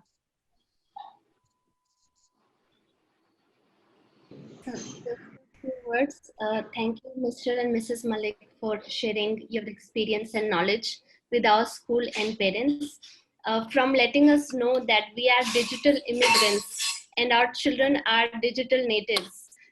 The importance of having a common charging point at home, ensuring our children set profiles as private mode, checking out the Google history of our kids, how to remove the geotagging from the pictures, ensuring we have like friendly conversations with the children if we have to discuss regarding these matters, setting safe passwords, being careful with the games, like finding a middle ground, not extremes of forbidding things or allowing everything, checking some websites like the virustotal.com, if we think there are some suspicious downloads that we may have, ensuring that the pages are HTTPS if we are sharing some personal information, backing up data, and so many more advices you have given us today. We are extremely thankful for your time, for sharing your passion with us. And in this time where we all parents and students spend so much more time online because it has become the need of the hour, we will be mindful of the recommendations you have given, especially to be very careful with the information we give and share, and ensuring we are bonding positively with our children for safety. Thank you so much. Thank you. Thank you. Thanks a lot. So now, can we end the meeting over here? Yeah. And we will share you the information which we have discussed with you on a school application.